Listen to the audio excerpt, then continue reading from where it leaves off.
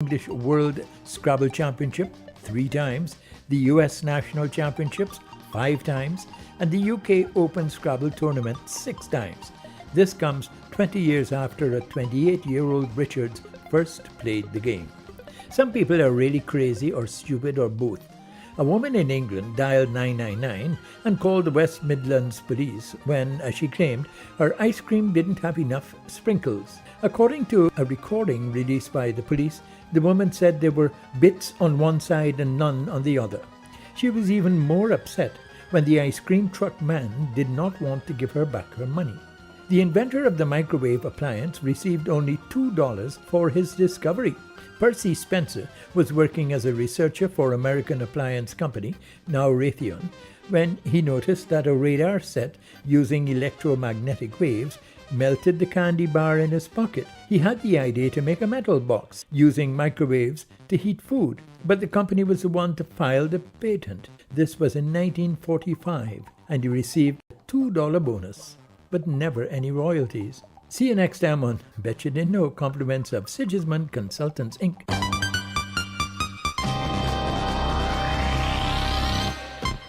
Drink Pepsi Black for max taste, no sugar. Pepsi Black time, 18 hours.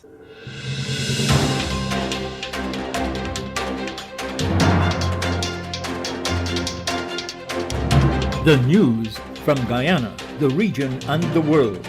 Compiled in the News Talk Radio newsroom and powered by DemeraraWaves.com.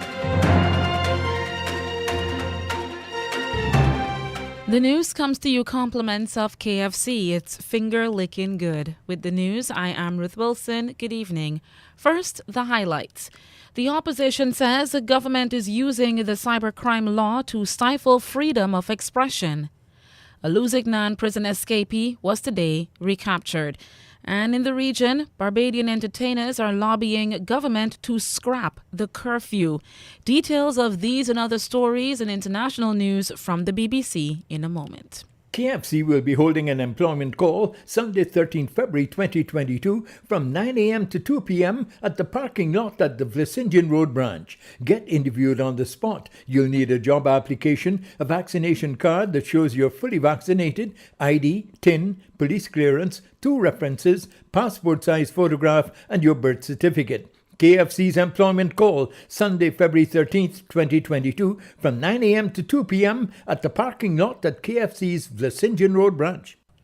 And now for the news in detail. The opposition, a Partnership for National Unity and Alliance for Change, APNU-AFC, is accusing the People's Progressive Party Civic, PPPC-led government of using the cybercrime legislation to clamp down on freedom of expression almost 3 years after the then APNU-AFC administration had passed the cybercrime legislation despite warnings that the state could use the law to stifle freedom of expression. Since returning to office just over 2 years ago, several persons have been either identified, questioned, or charged with alleged cybercrime offenses. Shadow Home Affairs Minister Geeta Chandan Edmund says ordinary Guyanese are being targeted. We cannot, even I cannot post on Facebook in peace because the government's cybersecurity teams are scouting our page. They're scouting the page of ordinary Guyanese to abuse the Cybercrime Act. Home Affairs Minister Robson Ben says Ms. Chandan Edmund is upset because its supporters are breaching the cybercrime law. The APNU-AFC Shadow Home Affairs Minister is, however, defending her coalition's decision to enact the cybercrime law. This act was introduced by the APNU-AFC, but it was not intended to chase down Mudwater and others. It was intended to stop child pornography, the sharing of nudes without permission, and the use of electronic devices for terrorist activities. It was never envisaged to be used to protect thin-skinned snowflakes in the government from emotional abuse and trauma because they are subject to public critique and ridicule. The Guyana Press Association and the Guyana Human Rights Association had warned the then David Granger-led administration that the cybercrime law would stifle freedom of expression. The Caribbean Examinations Council, CXC, says that it will continue to mark all school-based assessments SBAs for all subjects. At the same time, the regional examining body says it has gone back to its original schedule for the holding of examinations. CXC had decided to moderate all SBAs after concerns had been raised about the award of grades during the pandemic. According to CXC, Caribbean Advanced Proficiency Examination, CAPE, Caribbean Secondary Education Certificate, CSEC, and Caribbean Certificate of Secondary Level Competence, CCLSC examinations will be administered in their original format. Back in 2020 and 2021, CXC had taken out certain sections of the exams. The change from this year now means that students will write the full complement of the exams, which are papers 1, 2, and 3. The opposition coalition is recommending that income tax be scrapped. APNU AFC frontbencher Roy Ford made the recommendation in his contribution to the 2022 national budget. Let me make it clear, Mr. Speaker, that we of the Arc Partnership for National Unity AFC will remove the personal income tax altogether. We want the Guyanese people to be in control of their lives and not the government. The proper way you can invest and take care of your family in the context of this country today, Mr. Speaker, is by the removal of the personal income tax. The proper way to control inflation is to remove the personal income tax so to allow the Guyanese people to invest and produce more goods and services for this country.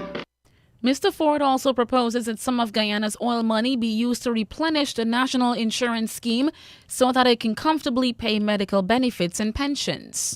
Mr. Speaker, last year, the Guyana Trade Unions Congress specifically requested that careful attention be paid to the national insurance scheme. This year, they've repeated that request again. Again, Mr. Speaker, no attention has been paid to the national insurance scheme. The regime has failed to invest in the national insurance scheme over the years it had previously been in office. As a matter of priority, Mr. Speaker, the monies in the Natural Resource Fund should have been allocated to a truly national institution, the National Insurance Scheme. APNU AFC parliamentarian Roy Ford. Truckers transporting sand across the Berbice Bridge to East Berbice will now pay less freight charges.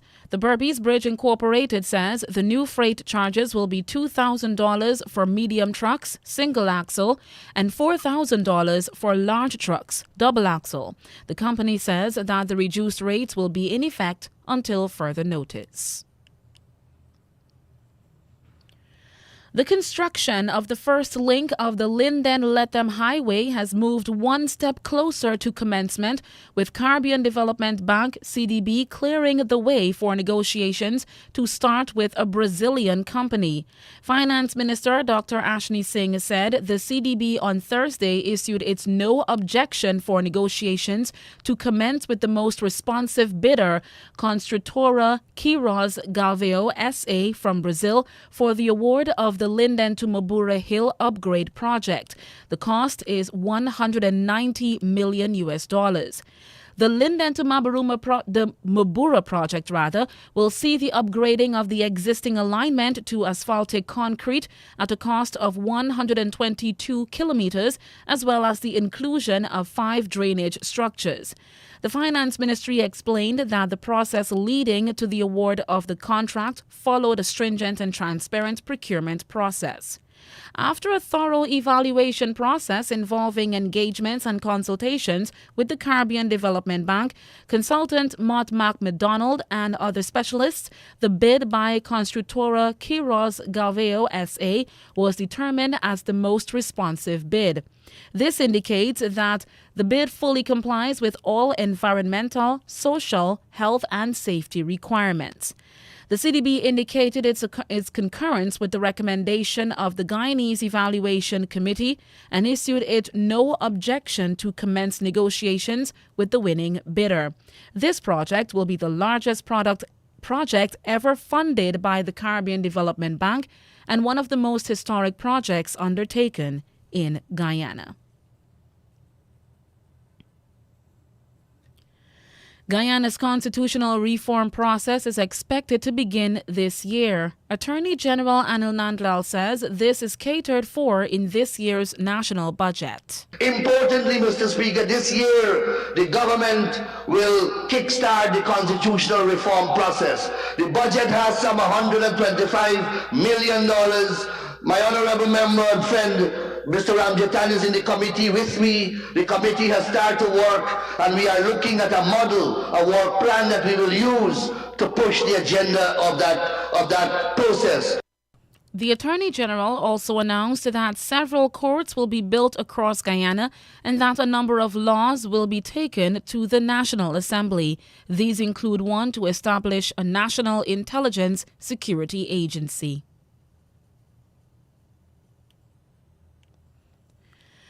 A river search is now underway for a man who disappeared during a boat mishap on the Essequibo River at 11 o'clock last night. Missing is 54-year-old Lakram Kuber, also known as Chico, of 14 to 15 Good Success, Wakanam Island. Those who survive and swam to their home island are well-known businessman 58-year-old Feroz Amin of Belle Plaine, Wakanam, and taxi driver Floyd Dazel. Police were informed that Mr. Amin and Mr. Kuber left Wakanam in a fiberglass boat powered by a 100-horsepower outboard engine driven by Amin to pick up Mr. Dazel. Investigators say the survivors told them that as they were returning to Wakanam, the boat capsized and went down. Dazel and Amin managed to swim to safety to the Wakanam shore, while Kuber did not. A search is on for him and the boat. A prisoner who escaped from the Lusignan prison was recaptured this afternoon. Kavin Singh fled yesterday, moments before he was due to appear in a virtual courtroom. Director of Prisons Nicklin Elliott confirmed that Singh was recaptured in the cane fields at Good Hope, East Coast Demerara at around 3:50 this afternoon by a joint services team. He is on remand for 2 counts of illegal possession of a gun and ammunition and robbery under arms. You're still with us on News Talk Radio Guyana 103.1 FM on YouTube and Facebook. It is 18 hours 11. We now turn to news in the region. In Barbados, the entertainment industry is asking the government to remove the midnight to 5 a.m. curfew. The Barbados Nation reports that some players also hope that the state gives the Crop Over Festival the green light and puts a stop to value-added tax, VAT, for an extended period. Those were some of the suggestions President of the Barbados Association of Calypsonians and Artistes, Sean Apache Carter, and promoter and chief executive officer of Nouvelle Vaille Entertainment, Orlando Newton, made yesterday. Similarly, Carter said that it may be time to rethink the additional restrictions considering the political rallies held in January during the general elections and T20 cricket at Kensington Oval, which had mass gatherings. Prime Minister of Trinidad and Tobago, Keith Rowley, says he had been driven around in a bulletproof vehicle when he had been opposition leader. Speaking in the House of Representatives, he said he had been targeted by certain elements for his determination to expose corruption at all levels in Trinidad and Tobago. Dr. Rowley said this when he opened debate on the Whistleblower Protection Bill 2022 in the House of Representatives on Friday. He said anyone familiar with TNT's past and present will readily understand that there is a high level of corruption in that Twin Island nation. Describing this as an unfortunate fact of life, Rowley said that the corruption was not limited to politicians, but found at every level of society. He said, as someone who committed himself to exposing and eliminating corruption whenever or wherever it is found, people threatened to kill him. The latest audit done at the British Virgin Islands Health Services Authority, BVI-HSA, alleges that salary increases and compensation payouts may have been given to certain staff without proper authority or compliance with established procedures. According to the preliminary audit report obtained by BVI News, there were several anomalies in the BVI-HSA's payroll for the period October 2020 to August 2021. The report said this prompted the financial comptroller to report the issue to the BVI-HSA board and the internal audit unit. The audit found that the BVI-HSA's payroll system is a means by which the organization's financial resources are being exploited through fraud and corruption. According to the audit report, collusion by both of these individuals have allowed for decisions which have circumvented internal controls and rendered the human resource management system ineffective, thereby causing significant wastage of funds. The audit also found that one of the major weaknesses which were used to manipulate the payroll system is the use of allowance. At 18 hours 15, we now turn to international news from the BBC. Hello, I'm Moira Alderson with the BBC News. The Winter Olympics is officially underway after the Olympic cauldron was lit in a restrained opening ceremony in Beijing. Only invited guests watched the 2-hour ceremony, which was toned down because of the tight COVID restrictions. The ceremony included colourful high-tech performances, both pre-recorded and live. This Beijing resident was among those who watched a spectacular firework display to mark the opening.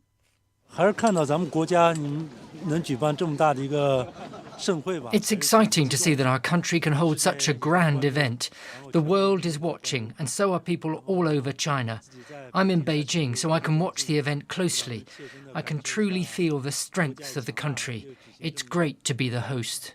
Many Western governments are staging a diplomatic boycott over allegations of widespread human rights abuses by China, especially of Uyghur Muslims. Rahima Mahmood is the UK director of the World Uyghur Congress. The ceremony represents a happy community gathering kind of feeling, but we don't have that luxury. For example, many of us learned the terrible news of many of our family members incarcerated in concentration camps, and we condemn this game taking place in Beijing.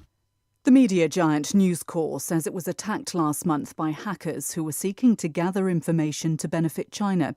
The company said the breach affected some email accounts and documents from its headquarters in New York, as well as its India-based technology division, its UK news operation, and some of its US publications.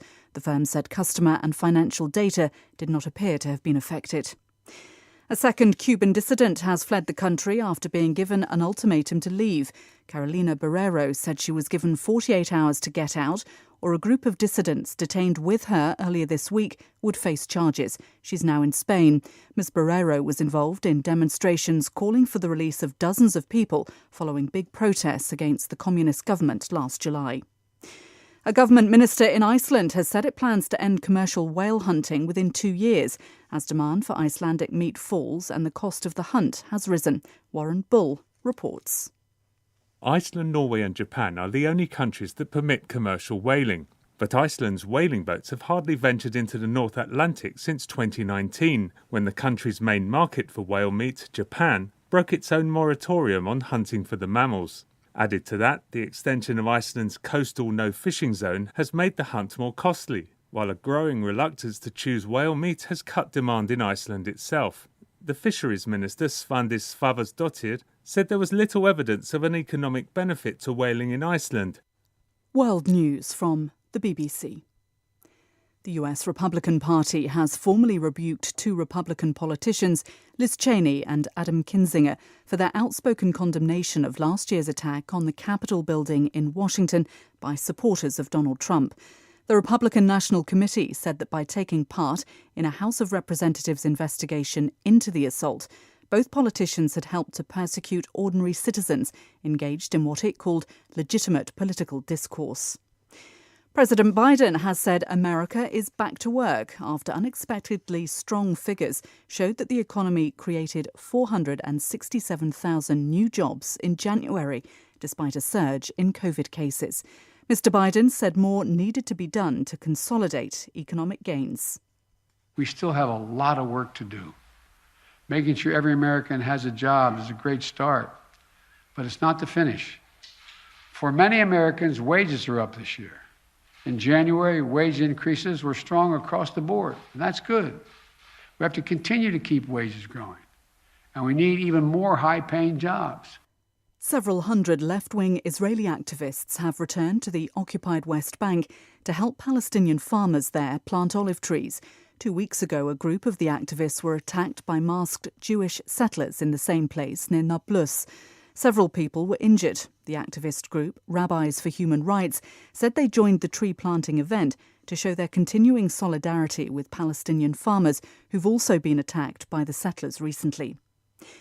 The family of a British man held by Houthi rebels in Yemen for nearly 5 years have accused the UK government of apathy towards his fate. Luke Simons is being detained in the Houthi-held capital, Sana'a, accused of spying for Britain, a claim his family strongly denies. They say Mr. Simons' arm was broken during one interrogation and his physical and mental health are deteriorating. BBC News. And that's the news to the moment. KFC will be holding an employment call Sunday 13 February 2022 from 9 a.m. to 2 p.m. at the parking lot at the Vlesingian Road branch. Get interviewed on the spot. You'll need a job application, a vaccination card that shows you're fully vaccinated, ID, TIN, police clearance, 2 references, passport-size photograph and your birth certificate. KFC's employment call, Sunday, February 13th, 2022, from 9 a.m. to 2 p.m. at the parking lot at KFC's Vlesingian Road branch. To end the news, here's a recap of the highlights. The opposition says the government is using the cybercrime law to stifle freedom of expression. A Lusignan prison escapee was today recaptured. And in the region, Barbadian entertainers are lobbying government to scrap the curfew. The news came to you compliments of KFC. It's finger-licking good.